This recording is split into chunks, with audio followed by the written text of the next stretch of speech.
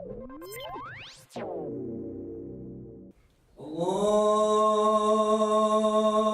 أكبر الله أكبر لا إله إلا الله.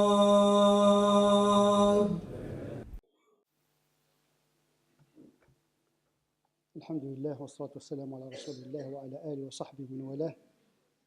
Nous continuons toujours dans le même sujet, celui de l'œuvre juste, de l'amal salih.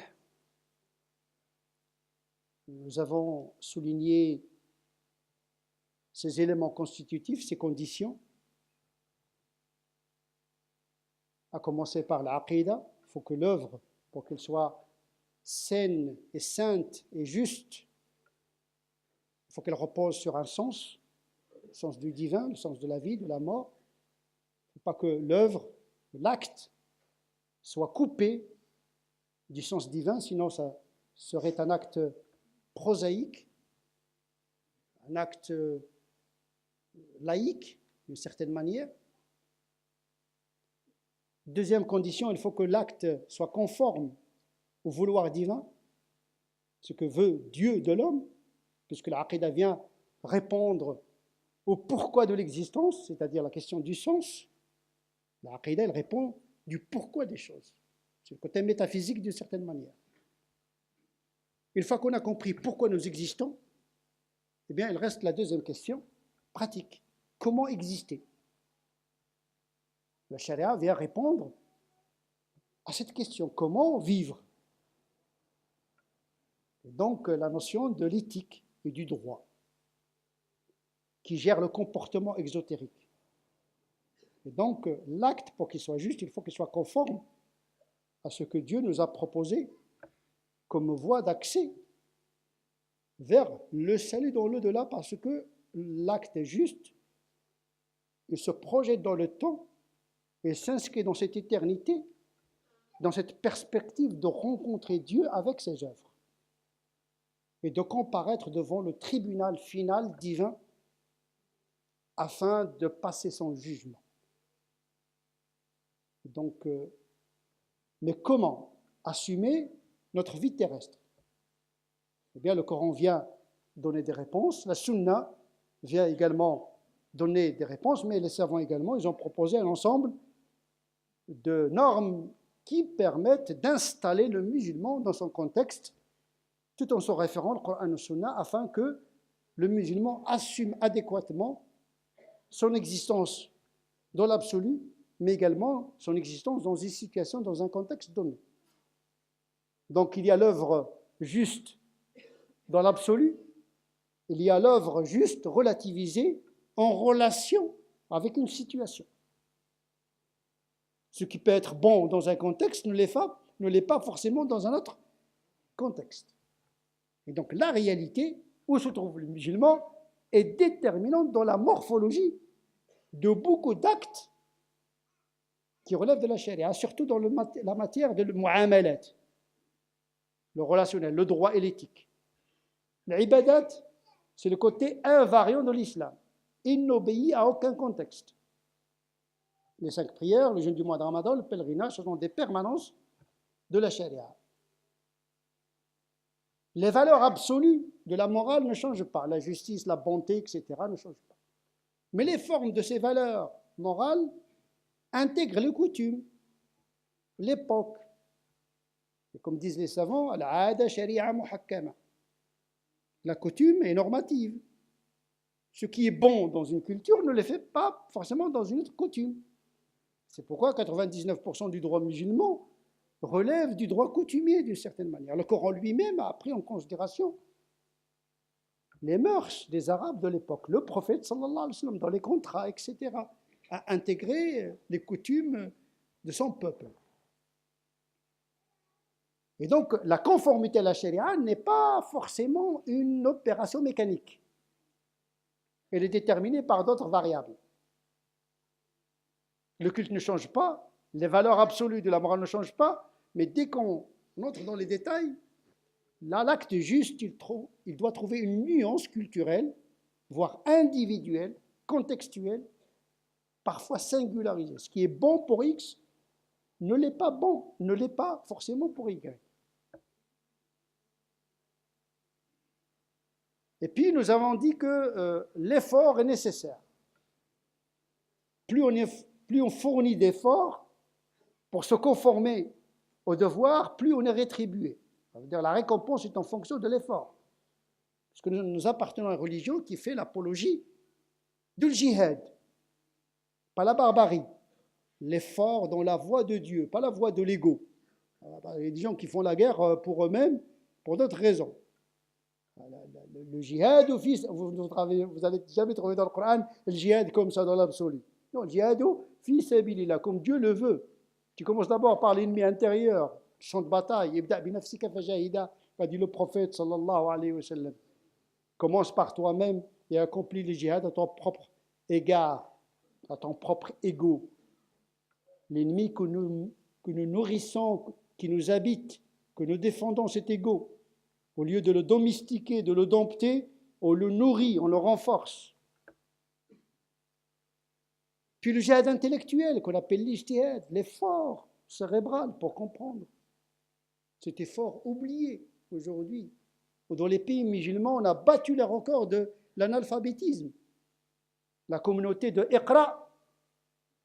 Dans certains pays musulmans, la majorité ne savent ni lire ni écrire.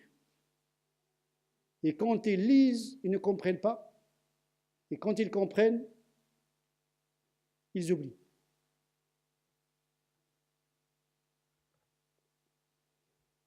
Et donc, l'effort est nécessaire, intellectuel, spirituel, physique également.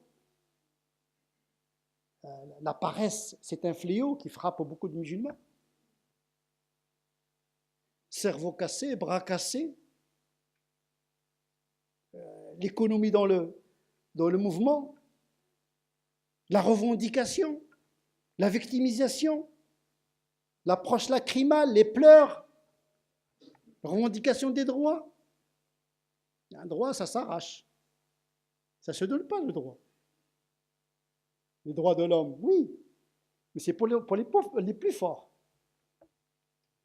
Oui, il y a le droit. Mais en vérité, ce n'est pas un droit positif, c'est un droit naturel. Celui du plus fort. Le monde n'a pas changé depuis Adam. Mu'min al-Qawi, l'homme musulman, la femme musulmane, fort, intellectuellement, spirituellement, moralement, physiquement, économiquement, est mieux que le faiblard. Et donc, il faut acquérir cette culture de l'effort de la réussite. Mais la peine n'est pas voulue par la charia, c'est-à-dire la difficulté gratuite. L'effort, oui, mais pas la difficulté. Les musulmans ne doivent pas chercher les difficultés. C'est-à-dire que l'effort doit être intelligent, d'une certaine économie dans le mouvement et la recherche de l'efficacité, qui n'est pas synonyme de la peine et de la difficulté. Le prophète sallallahu alayhi wa sallam, dans sa vie, il a toujours évité les contraintes. Dès qu'on lui propose deux choses, il choisit la moins difficile. Sauf s'il s'agit du mal. Ne cherchez pas la confrontation. Parce que celui qui a un projet, il évite les confrontations. Les confrontations retardent la réalisation de vos projets personnels, communautaires, sociétals. Mais ceux qui n'ont pas de projet, ils entrent dans des guerres à droite, à gauche avec tout le monde. Comme ceux qui veulent établir l'État islamique. Si vous leur posez la question de quel État islamique, ils sont incapables de vous parler de cet État islamique. Ils n'ont jamais lu un chapitre de l'fiqh, ni l'ahkam sultaniya, ni la théologie politique de Mawardi, ni de l'Farra, ni de l'Ghayati, de l'Jouayni, aucune culture de l'fiqh, il dit Dawla islamiya. Une fois que tu leur donnes le pouvoir, je vais chercher. Il faut chercher avant que tu sois dans le pouvoir. C'est bien le slogan. Mais qu'est-ce qu'il y a derrière les slogans?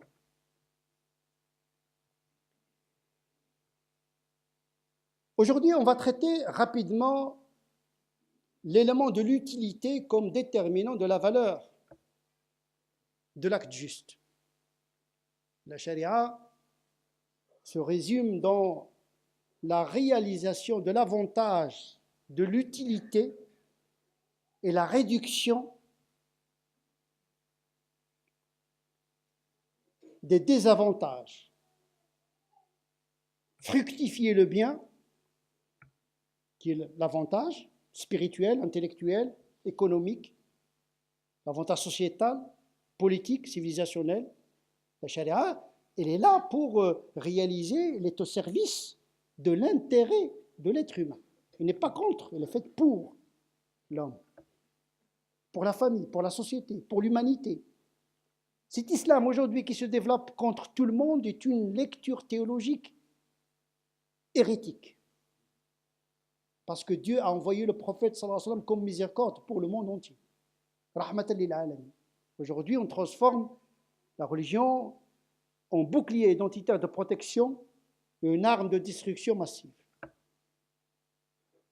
La charia est venue pour réaliser l'intérêt de l'individu, de la famille, de la société, de l'humanité, du monde également. Le fasad, la corruption, les dégâts sont bannis par la charia et elle cherche à les réduire. De toute façon, il y aura toujours un désavantage. Mais la charia n'est pas une utopie, c'est-à-dire on doit réaliser le bien absolu, ça n'existe pas. Il y a toujours un bien relatif. Il n'y a pas de mal absolu, il n'y a qu'un mal relatif. Donc la charia essaie de réduire le mal et de fructifier le bien. Eh bien l'acte, il est rétribué, il a le mérite en fonction de ce qu'il procure comme avantage à celui qui le pratique. Un avantage spirituel, d'où l'importance des 5 prières parce qu'elles sont plus avantageuses à l'épanouissement spirituel. C'est dans des moments bien précis, c'est comme un médicament. Ils sont efficaces dans des temps précis avec des gestes précis. Parce qu'ils procurent une utilité, ça transforme l'individu. La prière, elle est faite pour élever l'homme, pour décompresser le stress, pour arracher l'être humain de la pesanteur et de la tyrannie sociétale et biologique. On sort un petit peu pour respirer afin de continuer. Donc il y a toujours un avantage. Et en fonction de cet avantage, que l'acte acquiert son statut spirituel et moral. La lecture du Coran est un acte spirituel, mais il y a des passages qui ont plus d'impact sur le cœur que d'autres. Ayat al-Kursi. Allahu la ilaha illa huwal hayy. C'est le meilleur verset du Coran. Sa lecture est recommandée dans des situations de difficulté. Parce que ça renforce en vérité. La solution ne vient pas de l'extérieur. Elle vient de l'intérieur. Une fois que vous êtes fort, il faut chercher la force endogène. Parfois, la difficulté n'est qu'une imagination. Il y a des gens qui disent, je suis dans le problème. Mais les problèmes sont inévitables, sauf que les gens n'ont pas les mêmes leviers pour transcender ces problèmes. Donc la lecture du Coran, la pratique, nous permet de faire une transformation intérieure pour voir le monde autrement et nous donner un optimisme de la volonté qui nous change de l'intérieur afin d'affronter avec lucidité le monde extérieur. Tout se joue à l'intérieur. Vous allez trouver 2 personnes devant la même difficulté, un qui va peiner, un qui va sauter l'obstacle. Tout dépend de ce qu'il y a dans l'intérieur. Eh bien, le Coran ne donne pas des solutions miracles, de changer le monde de l'extérieur. Parce qu'il y a des gens, la aura de conseiller le Coran, elle dit que c'est pour résoudre le problème du genou, etc. Oui, mais la force, ça vient de l'intérieur. Vous allez chez un marabout, il va vous donner des recettes. Mais si vous n'êtes pas convaincu, vous n'allez pas combattre le mal comme ça. C'est à vous de faire tout cet effort et de l'intérieur. Donc le Coran nous donne une certaine force de l'intérieur à travers des prescriptions spirituelles telles que Qira'at Qul Huwallahu Ahad, qui est une petite sourate, mais qui équivaut au tiers du Coran. Donc là, vous voyez que le Coran vient de Dieu, mais il y a des passages plus efficaces sur le cœur, procurent plus d'intérêt, d'utilité spirituelle que d'autres. Et donc la rétribution et le mérite de l'acte en fonction de cet effet qu'a cette pratique, cette lecture du Coran se dicte sur le cœur. Il ne s'agit pas de la quantité, il s'agit de l'efficacité. Un jour, le prophète sallallahu alayhi wa sallam a laissé Jouayriya dans sa salle de prière, en train de méditer Dieu depuis l'aube, depuis le Fajr, jusqu'à Duha, c'est-à-dire presque au milieu de la matinée. Alors, quand même plus de 2 heures à peu près dans le dhikr. Il est retourné à la maison, il l'a trouvé toujours en train de faire le dhikr. Il lui a dit, écoute, tu es resté tout ce temps-là en train de faire le dhikr? Il lui dit, oh prophète, oui. Mais moi, il lui réplique, il lui répond, mais moi j'ai fait un autre dhikr plus court, mais qui pèse aussi lourd que ce que tu as évoqué Dieu pendant tout ce temps-là. 4 mots. Subhanallah wa bihamdi, adada khalqi, wa rida nafsi, wa zinata arshi, wa midada kalimati. 4 mots. Ça concentre le temps et c'est plus méritoire. Parce que c'est plus efficace pour le cœur. Vous pouvez faire ce dhikr en marchant. Il n'est pas demandé aux musulmans d'arrêter le temps et de figer l'espace pour décoller vers les hauteurs des cieux et d'accéder à Dieu. Il évoque le nom de Dieu en marchant, sur le côté, etc. Vous n'avez même pas besoin d'ablution, ni d'orienter vers le... Un dhikr non-stop. En marchant, en travaillant, mais il faut être vigilant, il ne faut pas sombrer dans le dhikr et laisser la machine faire n'importe quoi. Un dhikr éveillé, pas un dhikr distrait. Donc, plus l'acte a de l'efficacité spirituelle, plus il est méritoire. Mais également, plus il est efficace et utile pour les autres, mieux c'est. Le prophète sallallahu alayhi wa sallam, un jour, on lui a évoqué la pratique d'une femme qui faisait la prière la nuit, qui jeûnait de manière continue. Tous les gens étaient fascinés par cette observance, cette dévotion hors norme. Sauf qu'elle était méchante à l'égard de ses voisins. Et le prophète de répondre immédiatement, elle fait partie des gens de l'enfer. C'est-à-dire, ce type d'acte mène vers l'enfer. À quoi ça sert de multiplier les nawafil et de s'inscrire au porte-à-faux par rapport à l'obligation morale de respect du voisin? Le Coran en parle. Le prophète sallallahu alayhi wa sallam en parle. Jibril a conseillé le prophète de respecter le voisin. Parce que la vie en commun, ça procure un intérêt collectif, sociétal. Plus votre bien touche le maximum possible de gens, plus votre acte est salih. Vous trouvez un médicament pour guérir une épidémie. Vous vous rendez compte de hasanat que vous gagnez en plus de l'argent, à condition que vous ayez l'intention de guérir avant d'être payé. Ça aussi, l'intention, on a dit que l'intention est un déterminant de l'amal salih. Aussi, on trouve que le prophète sallallahu alayhi wa sallam variait ses réponses en fonction de l'interlocuteur. Le prophète, connaissant ses disciples, il y a là une preuve pour ceux qui sont capables de lire les signes. Et le prophète, il connaît les besoins des êtres humains. Donc, il variait ses réponses en fonction de l'interlocuteur. Il dit à celui-là, tu veux entrer au paradis, ne te mets pas en colère. Il dit à l'autre, tu veux entrer au paradis, débarrasse-toi de l'avarice. Il prescrit le médicament prophétique. Le hadith, c'est un médicament. Vous pouvez rendre vie à quelqu'un par un hadith et vous pouvez le tuer par un hadith. D'où la nécessité de le fiqh. Il y a les muhaddithoun, les traditionnistes, qui connaissent les hadiths. Il y a les fuqaha qui, eux, ils sont habilités à prescrire le hadith à la situation, à la personne, en fonction de nafa, en fonction de l'intérêt que procure cet enseignement à celui qui est concerné. Connaître les gens et le contexte est la moitié du savoir religieux. Il faut connaître l'autre Pas faire des conseils à tout le monde et donner le même produit à tout le monde avec la même intensité, mais de donner des outils méthodologiques pour que chacun évolue à partir de ce qu'il est. La standardisation des musulmans et le clonage est une catastrophe pour la spiritualité, la moralité, la civilisation musulmane.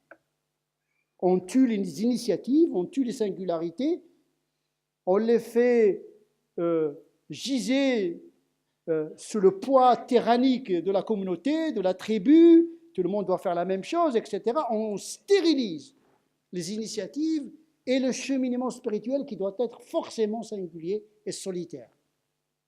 C'est pour cette raison que parfois le prophète dit « Afdal al-amal », la meilleure des actes, c'est ceci. La meilleure des actes, la meilleure prière, c'est ça. En fonction de la valeur absolue de l'acte, mais également en fonction de la valeur relative et individuelle de l'interlocuteur concerné. Et donc, l'effet de l'acte sur l'individu, l'effet de l'acte sur la famille, l'effet de l'acte sur la société, l'effet de l'acte sur l'humanité, l'effet de l'acte sur le monde, c'est ça qui fait sa valeur en tant qu'amal salih aux yeux d'Allah subhanahu wa ta'ala. Wallahu a'lam.